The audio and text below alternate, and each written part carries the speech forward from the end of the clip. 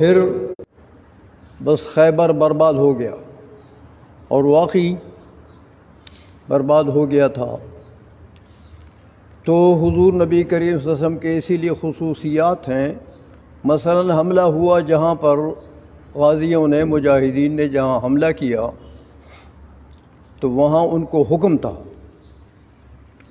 کہ بوڑھوں کو نہیں قتل کرنا، خواتین کو، عورتوں کو نہیں قتل کرنا، بچوں کو نہیں قتل کرنا، بیماروں کو، معذوروں کو نہیں قتل کرنا۔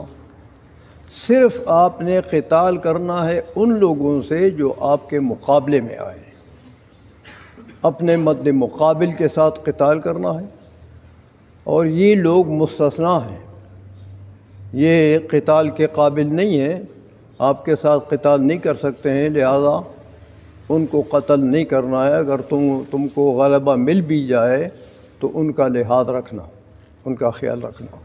تو یہ بہت سارے مغازی میں حضور نبی کریم صلی اللہ علیہ وسلم کی خصوصیات ہیں۔ اس کو جہاد کی خصوصیات کہتے ہیں۔ یہ آج کل جو میزائلوں کے حملے ہوتے ہیں، مسلمان اگر کرتے ہیں یا کافر بھی کرتے ہیں، یہ جہاد نہیں ہے، یہ تو اندھا دھند بمباری ہے۔ عورتیں بھی مر جاتی ہیں، بچے بھی مر جاتے ہیں، معذور بھی مر جاتے ہیں، بوڑھے بھی مر جاتے ہیں۔ یہ جہاد کا وہ طریقہ جو اسلامی جہاد ہے وہ بڑا پاک جہاد ہے۔ اس میں صرف اپنے مد مقابل کو کے ساتھ گویا کہ قتال کرنا ہے۔ تو یہ طریقہ نہیں ہے قتال کا جو آج کل کا میزائلوں وغیرہ سے، بموں وغیرہ کے سلسلے میں ہوتا ہے۔ تو بہرحال حضور کی جو سیرت ہے، کردار ہے مغازی میں، اس کو سیرت کہتے ہیں۔ قضا فی الہدایہ،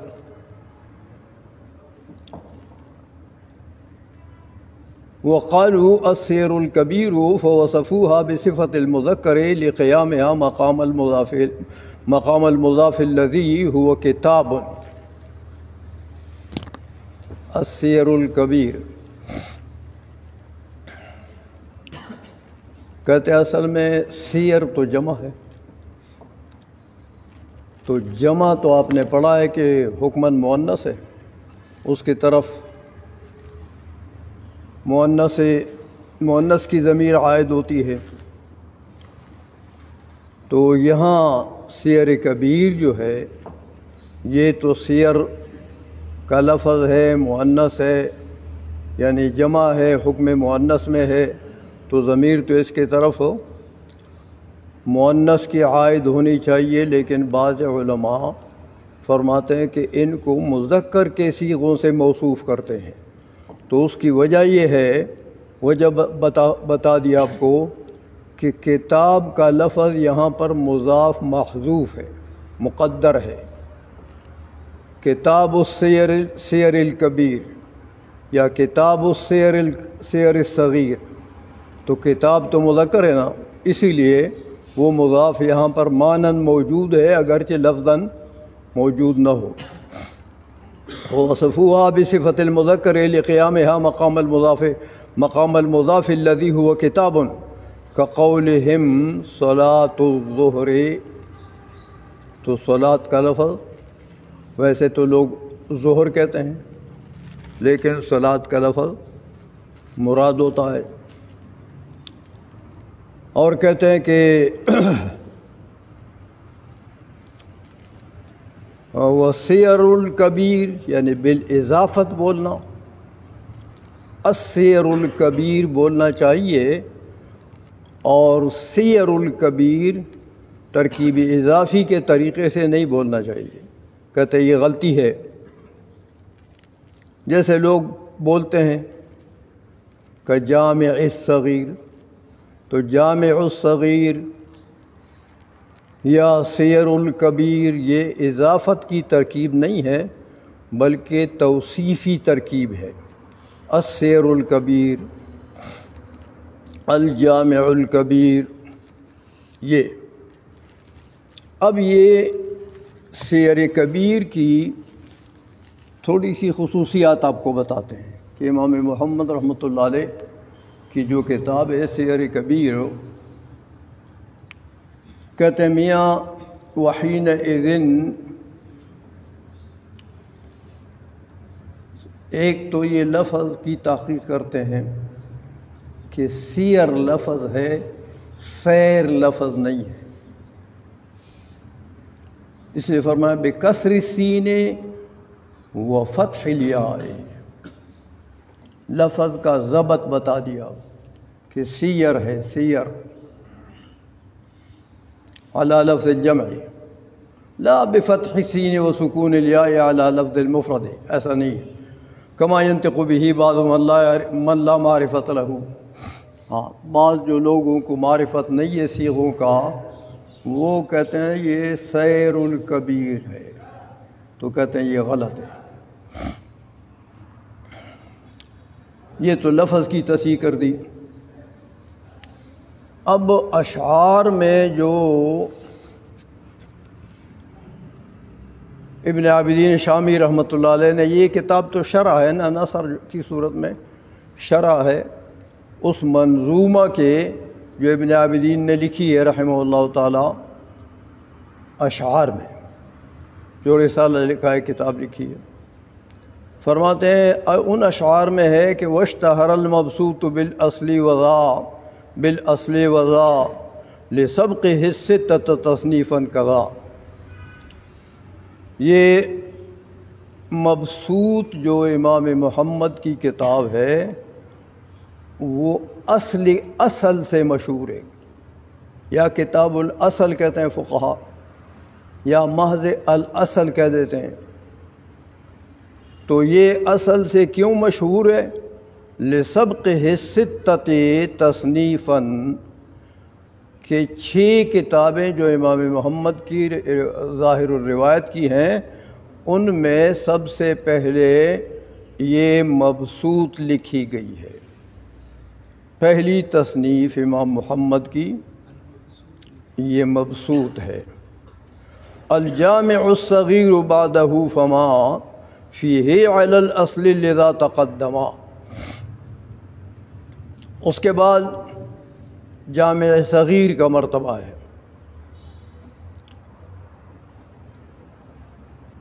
تو اس میں جو مسائل ہیں جامع صغیر میں فرماتے ہیں کہ جامع صغیر میں جو مسائل ہیں وہ مقدم ہیں، یعنی رتبے کے لحاظ سے، تصنیف کے لحاظ سے تو مؤخر ہے لیکن رتبے کے لحاظ سے مقدم ہے۔ وآخر الستۃ تصنیفا ورد السیر الکبیر فہو المعتمد، آخری کتاب جو امام محمد نے لکھی ہے ان 6 میں وہ سیر کبیر ہے، لہذا وہ معتمد کتاب ہے۔ یہ ساری کتابیں معتمد ہے، 6 کے 6، کتاب الاصل بھی، لیکن یہ چونکہ آخری تصنیف ہے تو امام محمد نے اپنی تحقیقات پوری اس میں جمع کی ہے۔ تو فرماتے ہیں کہ یہ تو اشعار ہوئے ابن عابدین کے رحمہ اللہ تعالی، کہتے قدمنا ان کتب ظاہر روایت تسمى بالاصول،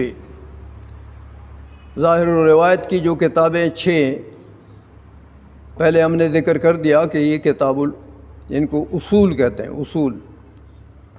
ومنہ قول الہدایہ فی باب التیمم وعن ابی حنیفہ و ابی یوسف فی غیر روایت الاصول، امام محمد رحمۃ اللہ، امام ابو یوسف رحمۃ اللہ علیہ اور امام ابو حنیفہ رحمۃ اللہ علیہ سے صاحب ہدایہ نے اپنی کتاب میں یہ بات لکھی ہے کہ امام ابو حنیفہ اور امام ابو یوسف سے فی غیر روایت الاصول، تو آپ دیکھو اصول کو لفظ، اصول کا لفظ 6 کے لیے استعمال کیا صاحب ہدایہ نے،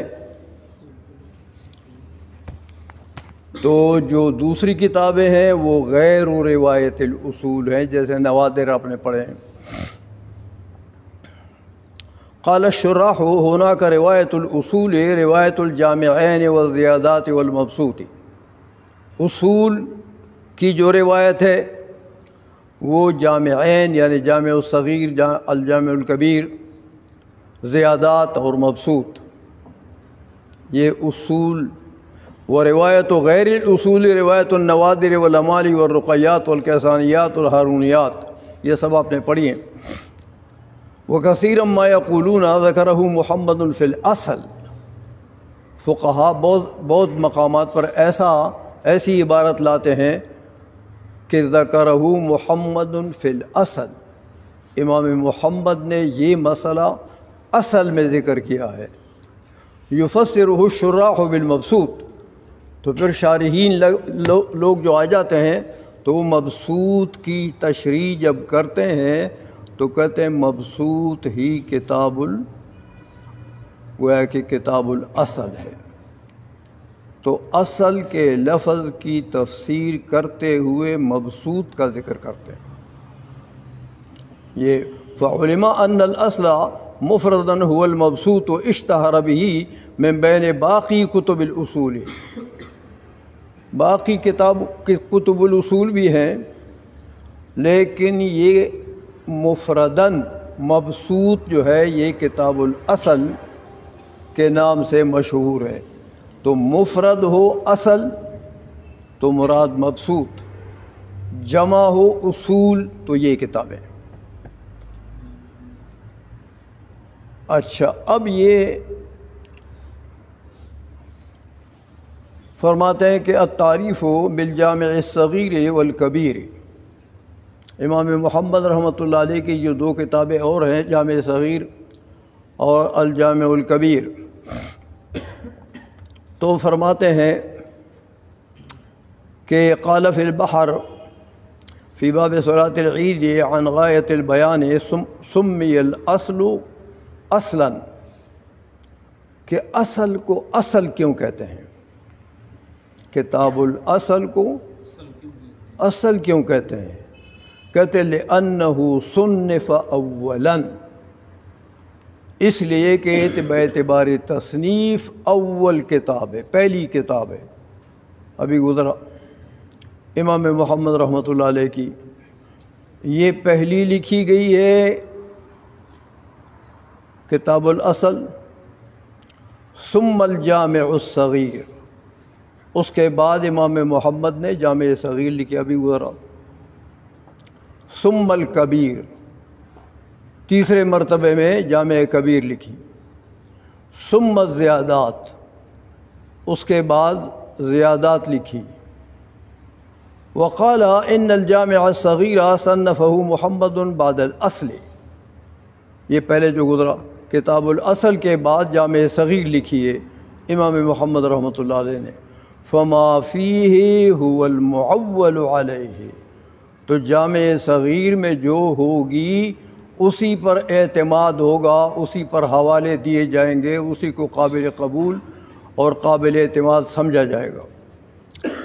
یہ ترتیب بتا دی آپ کو کہ کتاب الاصل پہلے لکھی گئی ہے، اس لیے اس کو اصل کہتے ہیں، اس کے بعد جامع الصغیر ہے، اس کے بعد جامع الکبیر ہے، الجامع الکبیر۔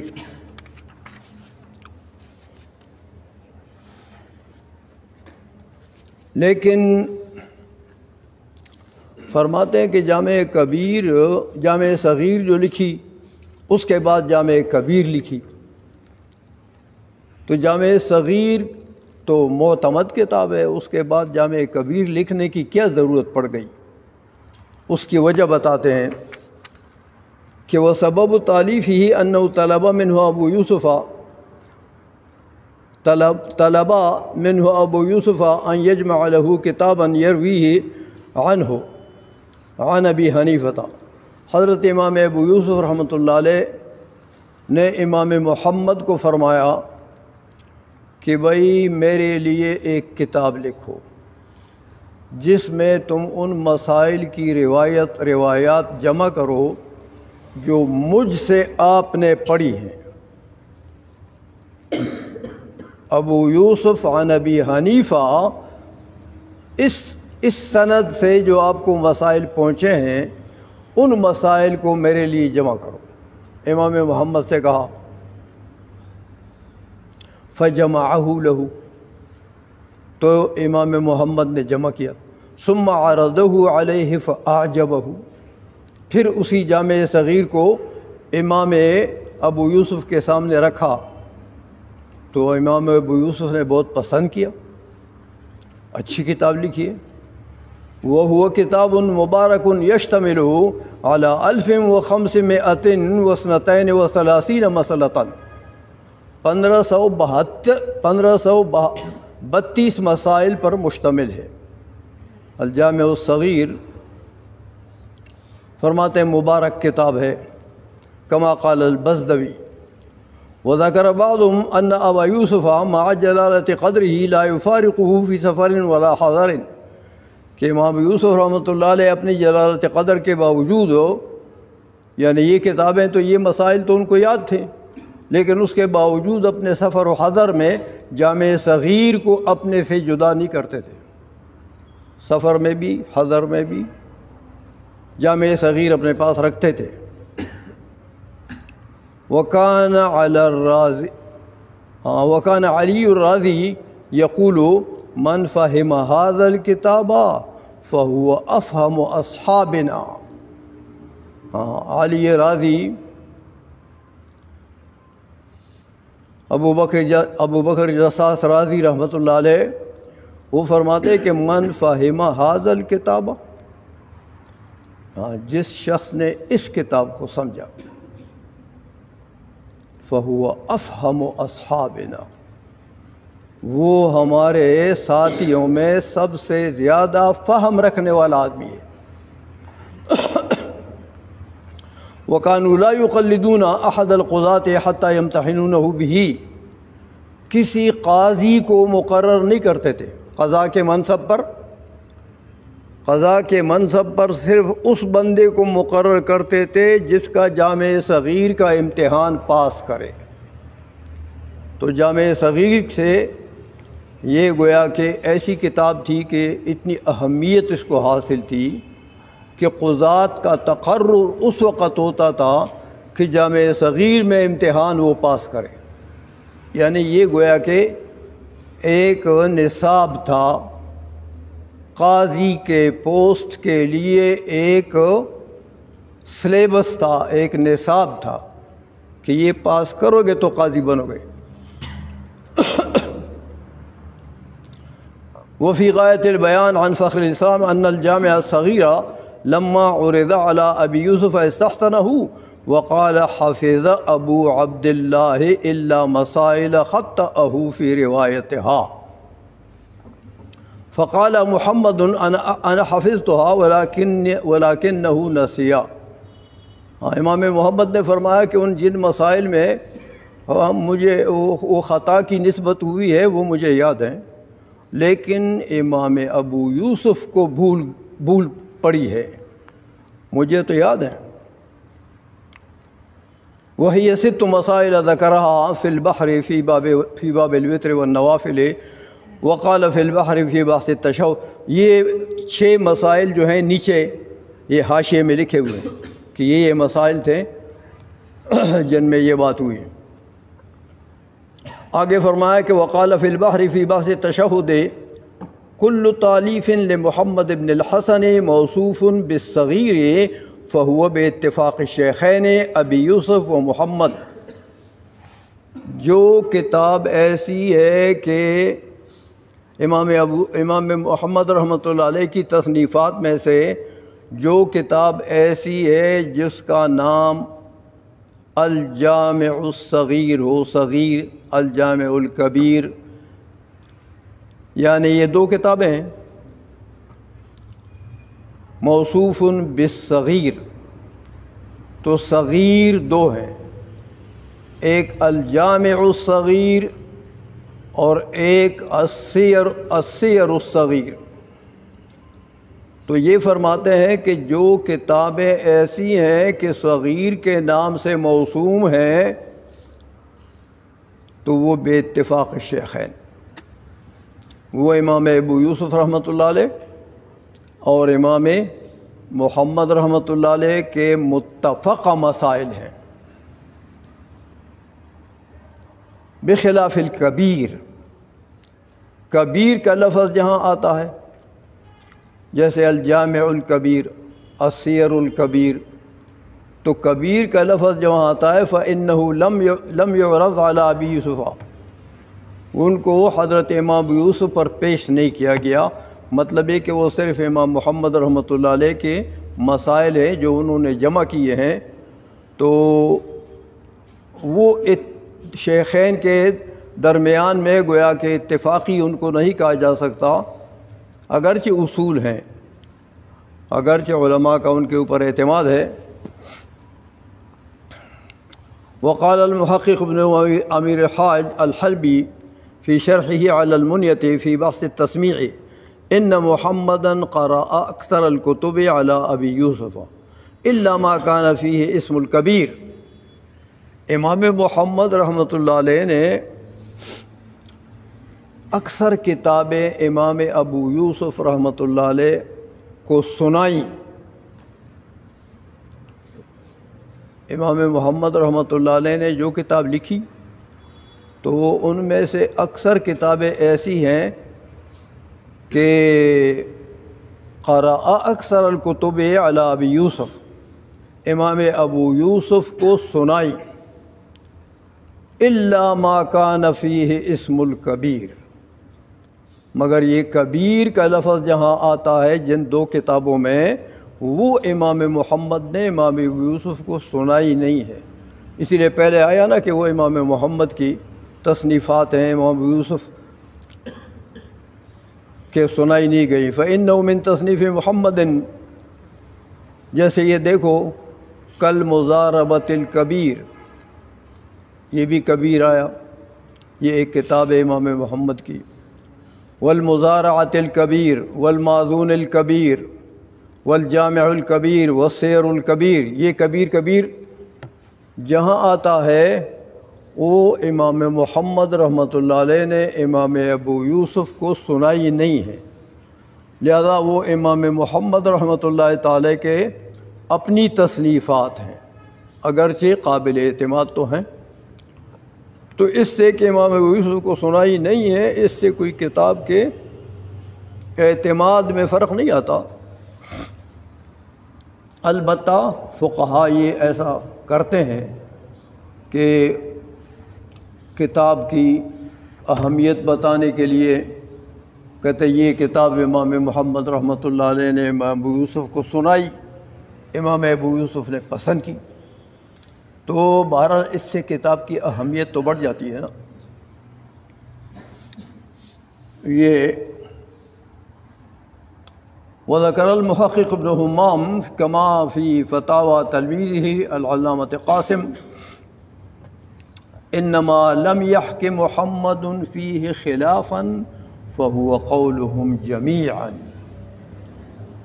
یہ ایک مسئلہ بتا دیا کہ ان کتابوں میں امام محمد رحمۃ اللہ علیہ نے جہاں خلافاً لابی یوسف یا خلافاً لظفر یا خلافاً لابی حنیفہ ایسا کوئی لفظ اگر امام محمد نے کسی کتاب میں نہیں لکھا تو بس سمجھو کہ یہ ہمارے جمیع ائمہ کے نزدیک یہ متفق علیہ مسئلہ ہے، اور جہاں ضرورت پڑی، چونکہ مسئلہ اصل میں ایسا تھا کہ امام اعظم ابو حنیفہ رحمہ اللہ تعالیٰ نے اپنا ایک مجلس شورا بنایا تھا جن میں ان کے یہ تلامذہ سارے شامل تھے۔ تعداد میں بعض علماء کہتے ہیں 200 کی تعداد تھی، بعض کہتے ہیں اس سے کم، لیکن تعداد کچھ بھی ہو، جلیل القدر اس زمانے کے مجتہدین اس شورا میں شامل تھے۔ تو امام اعظم رحمۃ اللہ علیہ جو مسئلہ کسی آیت سے نکالتے، فقہی مسئلہ، کسی آیت سے نکالتے یا کسی حدیث سے نکالتے یا صحابہ کے کسی قول سے نکالتے تو اس مسئلے کو اس مجلس شورا کے حوالے کرتے کہ میری رائے تو یہ ہے کہ اس آیت سے یہ مسئلہ مستنبط ہوتا ہے، باقی تم بھی اس کو جانچو دیکھو۔ یہ طریقہ کار تھا۔ تو فقہ حنفی شورا سے، شورا نے جن مسائل کی منظوری دی ہے وہ فقہ حنفی ہے، صرف امام اعظم کی بات نہیں ہے یہ فقہ حنفی،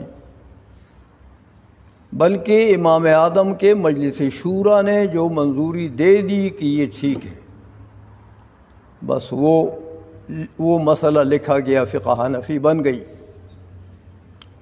تو چونکہ لیکن مجلس شورا میں رائے کی آزادی تھی کہ ہر مجتہد، ہر عالم جو رائے رکھتا ہے اس مسئلے کے متعلق، اگر مخالفت کی بات ہے تو وہاں خلافاً لفلان لکھ دیا جائے، یعنی اس میں کوئی قباحت نہیں ہے۔ اگر کسی مجتہد کی رائے دوسرے مجتہد کی رائے کے خلاف ہو تو ٹھیک ہے، وہ بھی مجتہد ہے، اس کا بھی اپنا حق ہے۔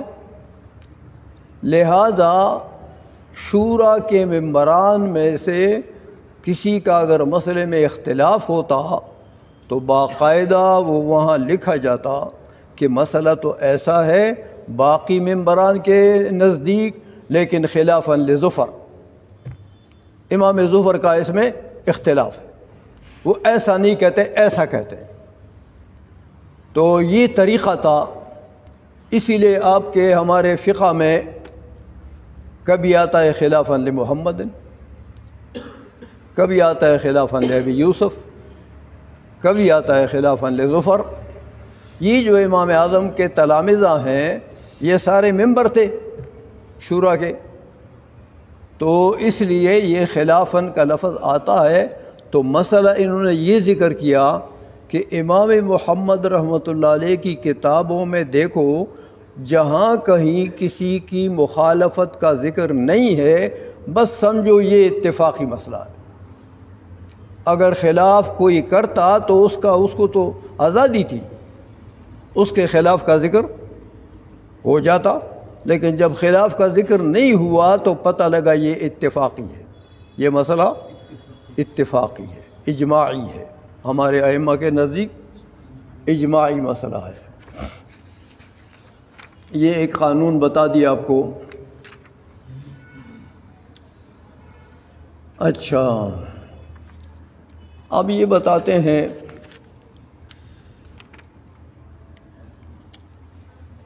کہ امام اوزاعی جو ہیں یہ حضرت امام اعظم رحمۃ اللہ علیہ کے درجے کے مجتہد مطلق ہیں، بہت بڑے آدمی ہیں، لیکن مجتہدین مطلق تو اس زمانے میں بہت تھے، لیکن ان کے مقلدین یعنی لوگوں نے ان کی تقلید نہیں کی،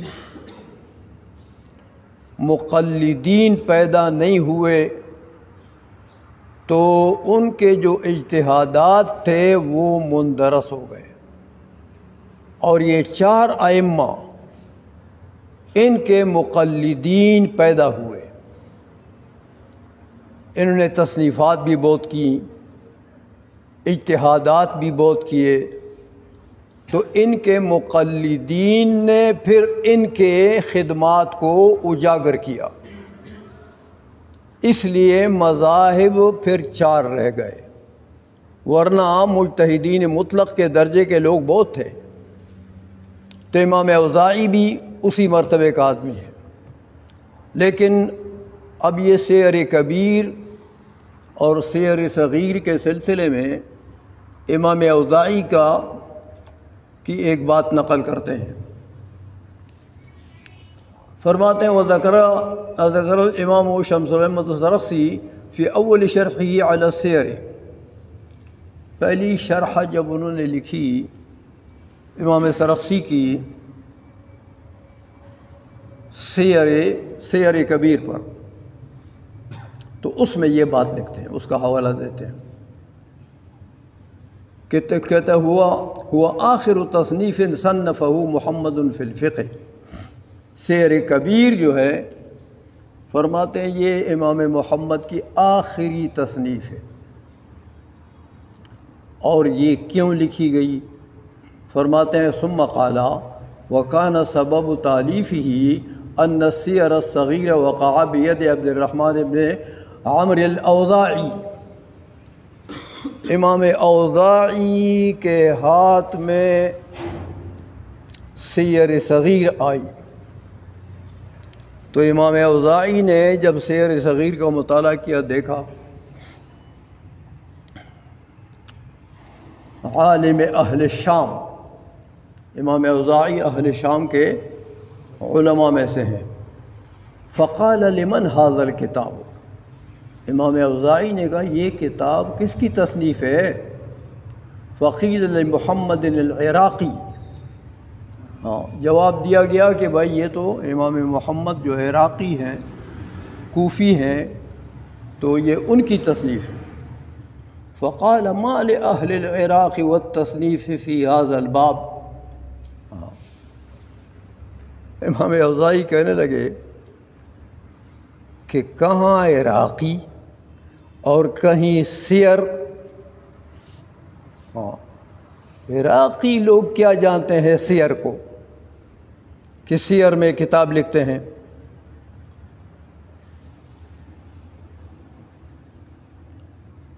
فإنه لا علم لهم بالسیر ومغازی رسول اللہ صلی اللہ علیہ وسلم واصحابہ کانت من جانب الشام والحجاز، حضور کے جو مغازی تھے یا صحابہ کے غزوات تھے، وہ غزوات تو شام اور حجاز کے جانب سے ہوئے ہیں، تو عراق کی طرف سے تو کوئی غزوہ دون العراق، تو ان لوگوں کو کیا پتہ ہے عراقی لوگوں کو غزوات کے مغازی کے مسائل کا۔ فإنها محدثة فتحا، کیونکہ عراق تو بہت بعد میں فتح ہوا ہے، اور حضور کے جو غزوات تھے حضور کے زمانے میں تھے یا صحابہ کے غزوات، تو وہ غزوات تو حجاز اور شام کی جانب سے غزوات ہوئے ہیں، لہذا عراق جب بہت بعد میں فتح ہوا تو ان لوگوں کو کیا پتہ ہے سیر کے مسائل کا، غزوات کے مسائل کا۔ یہ بات کہی امام اوزاعی نے۔ فإنها محدثة فتحا فبلغ ذلك محمدا، امام اوزاعی کی یہ بات امام محمد رحمۃ اللہ علیہ کو پوچھی کہ امام اوزاعی نے ایسا کہا، فغاظہ، امام محمد کو اس قول نے بڑا غصہ دیا، بڑے غصے ہوئے امام محمد کہ ہمارے متعلق امام اوزاعی نے یہ بات کہی کہ یہ کیا جانتے ہیں مغازی کو۔ وفرغ نفسہ، اور امام محمد نے اور مصروفیات چھوڑ دی، بس ایک کتاب لکھنے لگے، حتیٰ صنف ھذا الکتاب، حتیٰ کہ سیر کبیر لکھ ماری۔ فحکی انہ لما نظر فیہ الاوزاعی، سیر کبیر امام اوزاعی کو پہنچا دی گئی کہ یہ بھی محمد نے لکھی ہے، امام محمد نے۔ تو جب وہ دیکھا، قال لولا ما ضمنہ من الاحادیث لقلت انہ یزع العلم، اتنی پسند آئی ان کو یہ سیر کبیر کہ اگر اس کے فرمایا کہ اس کے اندر اگر احادیث نہ ہوتی، کیونکہ اگر احادیث ہیں تو اگر میں یہ کہوں کہ احادیث کو بھی وضع کرتا ہے تو یہ تو گناہ ہے، لہٰذا اگر یہ حدیث نہ ہوتی نا تو میں اس کتاب کے متعلق یہ کہتا کہ بھئی یہ تو علوم کا واضع ہے، علوم کا واضع ہے، یعنی اولاً جو مسئلہ کوئی نکالتا ہے وہ اس مسئلے کا واضع ہوتا ہے، تو چونکہ اس میں احادیث ہیں تو یہ تو میں نہیں کہہ سکتا کیونکہ احادیث کا وضع کرنا تو گناہ ہے، لیکن احادیث نہ ہوتی تو میں کہتا کہ یہ تو علوم کا واضع ہے۔ امام محمد کے متعلق پھر امام اوزاعی نے یہ بات کہی، یہ وَإِنَّ اللَّهَ تَعَالَى عَيَّنَ جِهَةَ إِصَابَةِ الْجَوَابِ فِي رَأْيِهِ، اللہ جل مجدہ نے اس امام محمد کی رائے میں جواب کی صحت رکھی ہے کہ جس مسئلے کا بھی جواب دیتے ہیں اللہ نے ان کی رائے میں صحت رکھی ہے۔ عین جہت اصابت الجواب فی رأیہ صدق اللہ العظیم وفوق کل ذی علم علیم۔ امام اوزاعی کہنے لگے اللہ نے سچ بولا کہ وفوق کل ذی علم علیم، مان گئے کہ امام محمد مجھ سے بھی بڑے عالم ہیں، وفوق کل ذی علم علیم۔ یہ اصل میں سیر کبیر کے لکھنے کا سبب بتایا آپ کو کہ امام محمد نے سیر کبیر لکھی کیوں ہے۔ فرماتے ثم امر محمد ان یکتب ھذا فی 60 دفترا وان یحمل علی عجلۃ الی باب الخلیفۃ۔ پھر امام محمد رحمۃ اللہ علیہ نے فرمایا، حکم کیا کہ یہ کتاب سیر کبیر اس کو 60 گویا کہ جلدوں میں لکھا جائے، 60 دفتراً۔ دفتر اصل میں تو یہ جو کاغذات لکھے جاتے ہیں، ریکارڈ بنایا جاتا ہے تو اس میں ایک حصے کا نام دفتر ہوتا ہے۔ جیسے یہ سرکاری مجسٹریٹ وغیرہ ایک کیس کا فیصلہ کرتے ہیں نا، تو چند کیسوں کے فیصلوں کو اکٹھا کر کے ایک جلد میں مجلد کر دیتے ہیں، وہ دفتر ہوتا ہے، ریکارڈ ہوتا ہے۔ تو یہاں ہم تعبیر کر دیں گے جلد سے کہ 60 جلدوں میں اس کو لکھو، وَأَن يُحْمَلَ عَلَى عَجَلَةٍ إِلَى بَابِ الْخَلِيفَةِ، اور پھر ایک ریڑھی میں رکھ کر کے، ریڑھا عجلہ، ایک ریڑھی میں رکھ کر کے اور خلیفہ کے دروازے پر، خلیفہ کے دربار پر اس کو پیش کیا جائے، خلیفہ کو پیش کیا جائے، مطلب ان کا یہ تھا۔ فَأَعْجَبَهُ ذَلِكَ، خلیفۃ المسلمین جو اس وقت ہیں انہوں نے دیکھا کہ زبردست کتاب ہے بھئی یہ، فَأَعْجَبَهُ ذَلِكَ وَعَدَّهُ مِن مَفَاخِرِ زَمَانِهِ، اور خلیفۃ المسلمین نے اس کتاب کو، سیر کبیر کو، اپنے زمانے کے مفاخر میں شمار کیا، یعنی میرے زمانے میں، میری حکومت کے دوران جو ایسے کام ہوئے ہیں جن پر فخر کرنا چاہیے، قابل فخر کام جو ہوئے ہیں، ان میں سے ایک یہ سیر کبیر ہے۔ تو اپنے زمانے کے مفاخر میں اس کو شمار کیا، یہ مرتبہ ہے سیر کبیر کا، اور وجہ تصنیف بھی آپ کو بتا دی۔ وفي شرح الأشباه للبيري قال علماؤنا إذا كانت الواقعة مختلفا فيها فالأفضل والمختار للمجتهد أن ينظر بالدلائل وَيَنظُرَ إِلَى الرَّاجِحِ عِنْدَهُ۔ کہتے ہیں مسئلہ میں ایسا ہے کہ اگر اختلاف ہو، کوئی مسئلہ فقہیہ ایسا ہو کہ جس میں ائمہ کا اختلاف ہو، اب لوگوں کی پھر دو قسمیں ہیں، بلکہ تین۔ مسئلہ تو اختلافی ہوا بین المجتہدین، تو اب وہ مسئلہ مجتہد کے سامنے آئے گا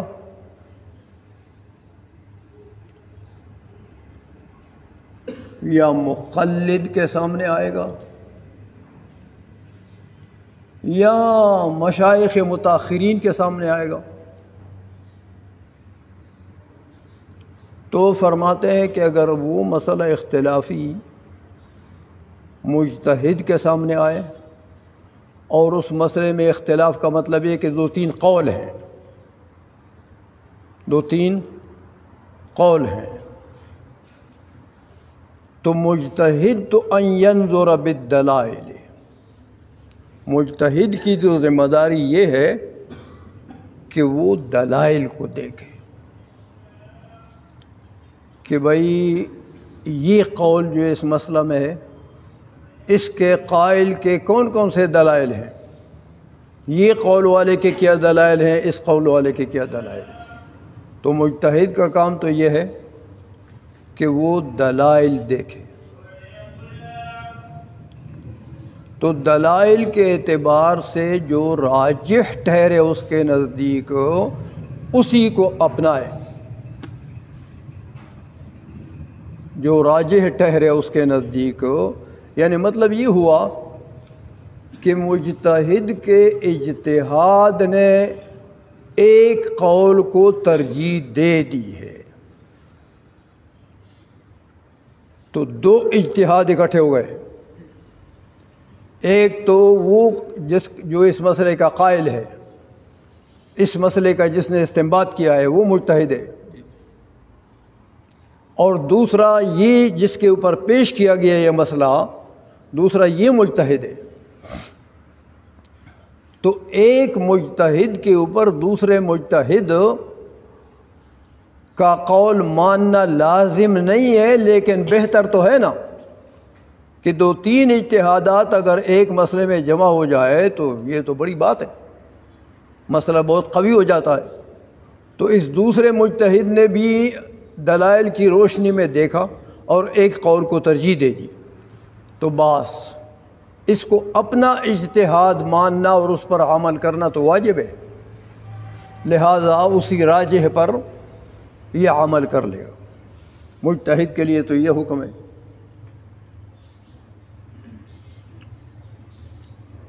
اور مقلد کیا کرے؟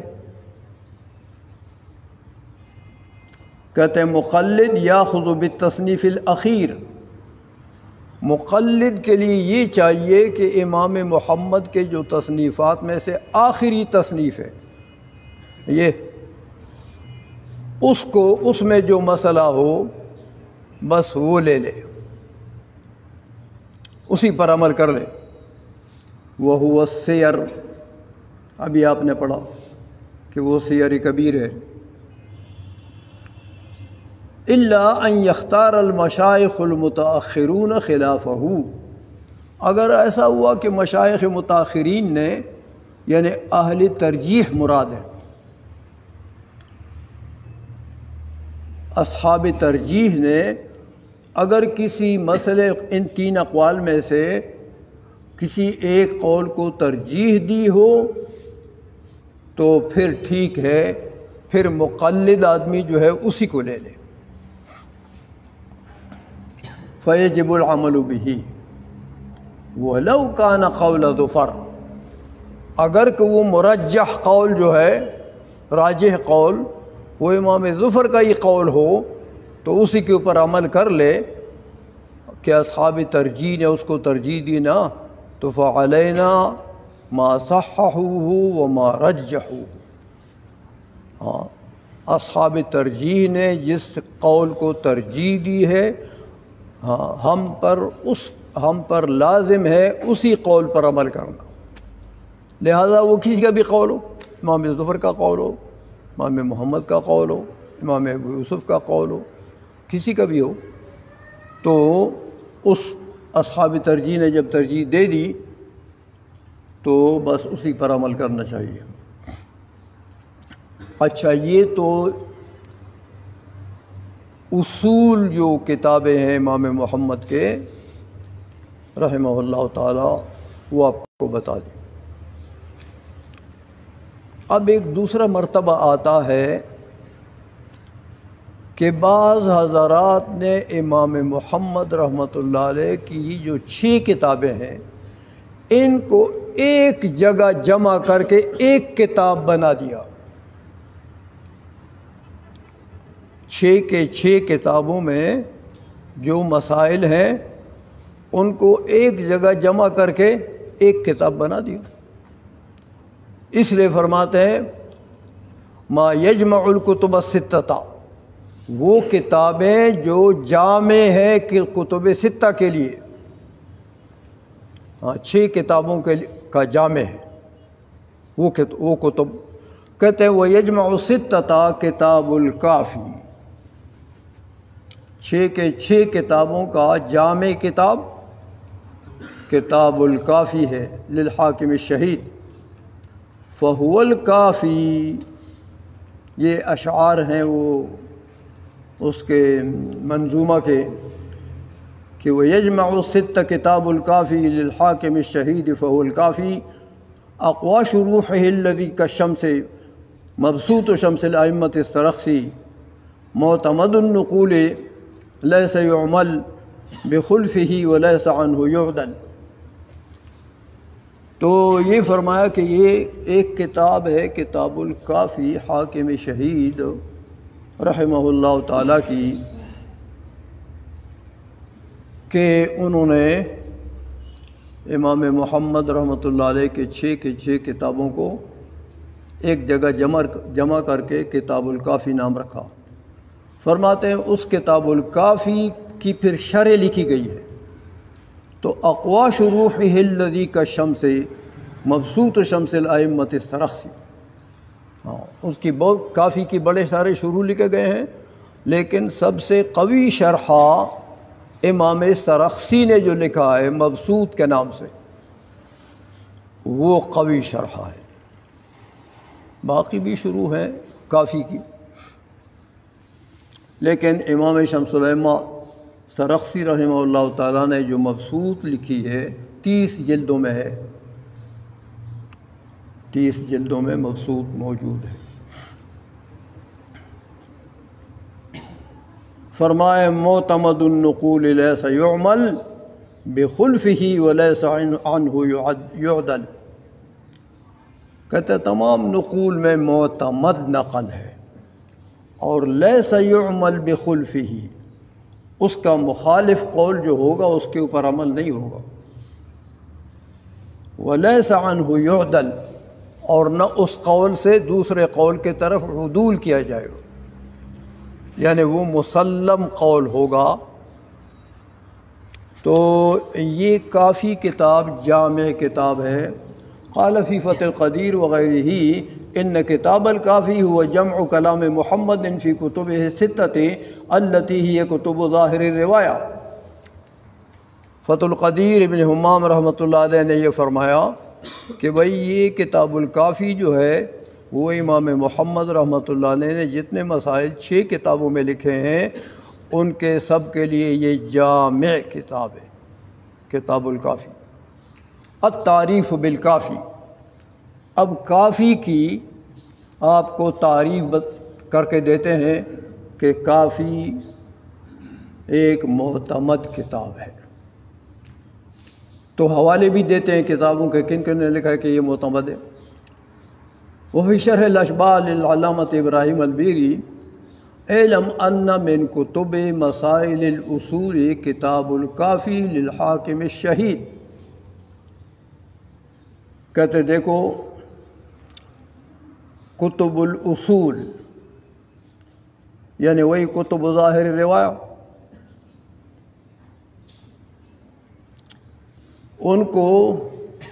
ان میں سے ایک ہے کتاب الکافی للحاکم الشہید، وہو کتاب معتمد فی نقل المذہب شرحہ جماعت من المشائخ۔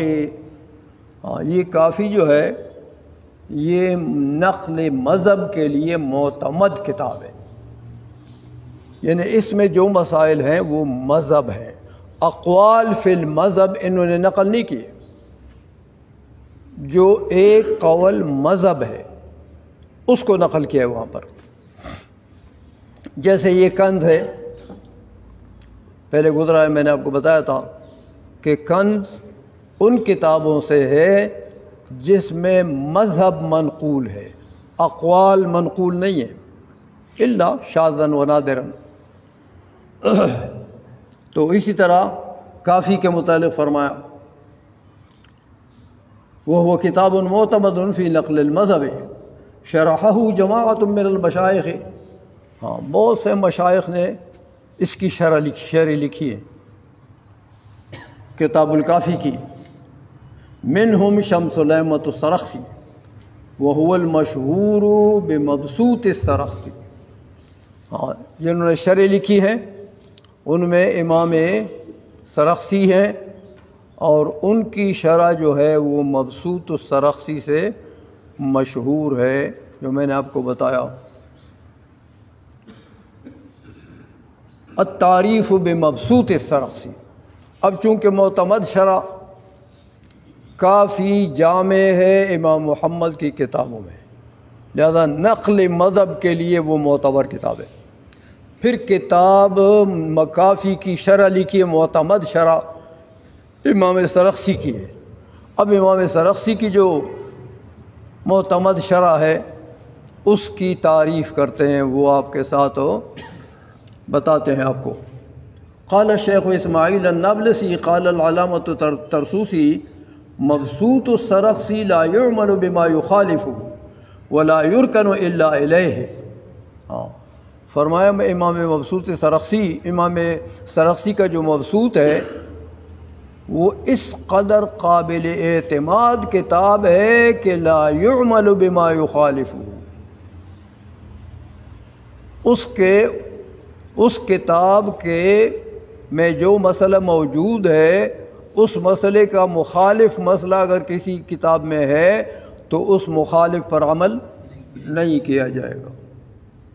ولا يركن الا الیہ، اور آپ میلان کریں گے تو صرف مبسوط سرخسی کی طرف میلان کرنا چاہیے، یعنی مبسوط سرخسی کا مطالعہ کرنا چاہیے، دیکھنا چاہیے، اس کا مطالعہ کرنا چاہیے۔ ولا یفتیٰ ولا یعول الا علیہ، نہ فتویٰ دیا جائے گا نہ اعتماد کیا جائے گا الا علیہ، مگر مبسوط پر، امام سرخسی کے مبسوط پر۔ تو علماء کی مبسوط کے متعلق بھی یہ آراء ہے۔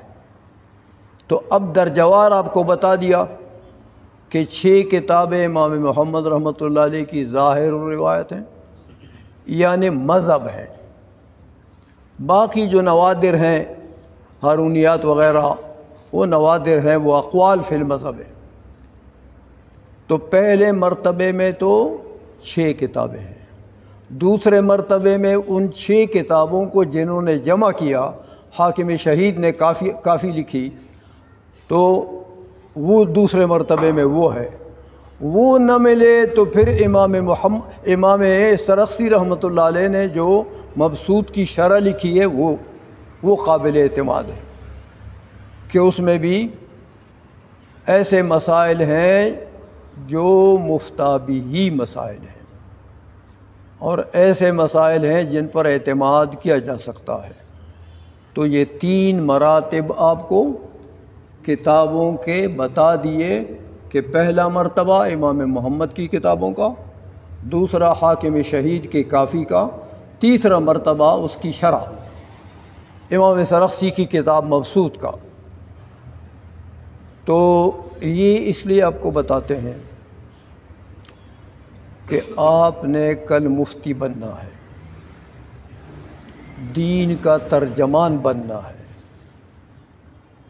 تو ایسا نہ ہو، ایک مسئلے میں اقوال تو بہت ہوتے ہیں، نادر اقوال بھی ہوتے ہیں اور ظاہر الروایہ بھی ہوتے ہیں۔ تو ایسا تو ظاہر الروایہ کو تلاش کرتے ہو تو اس طریقے سے تلاش کرو، پہلے امام محمد کے اقوال میں دیکھو، اگر وہ کتابیں نہیں ملتی آپ کو تو پھر کافی بھی نہیں ملتی اگر آپ کو تو مبسوط سرخسی کو دیکھو۔ سمجھائی؟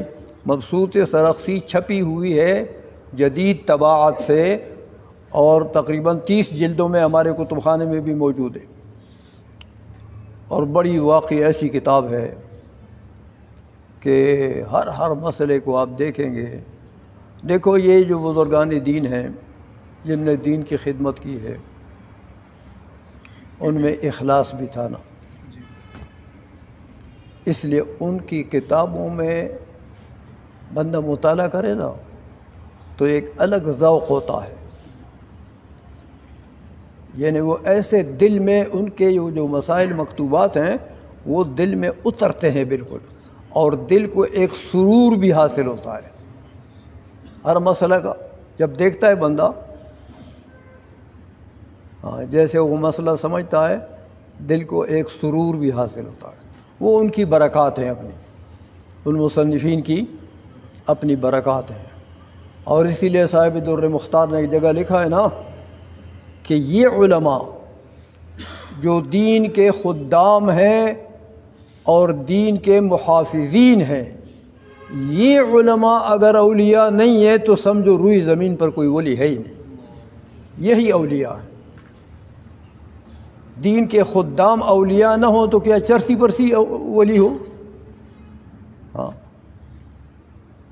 سمجھائیے؟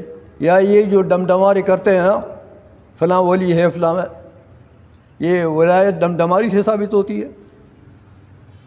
ہاں، یہ ڈمڈماری کی ضرورت نہیں ہوتی ہے۔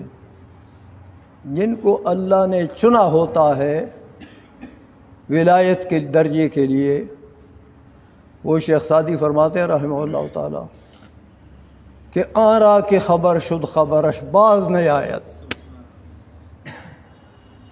جن لوگوں کو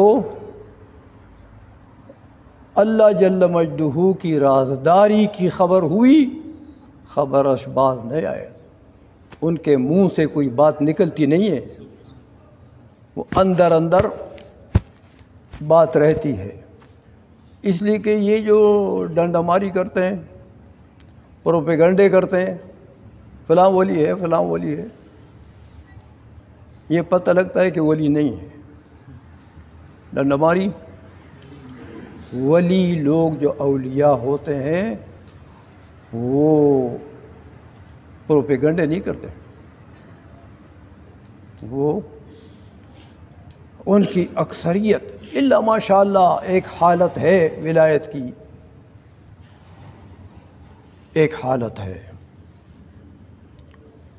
وہ حالت اگر ولی کے اوپر طاری ہو جائے تو پھر وہ بے اختیار کچھ اظہار ان کے منہ سے ہو جاتا ہے، لیکن وہ بے اختیار ہوتا ہے۔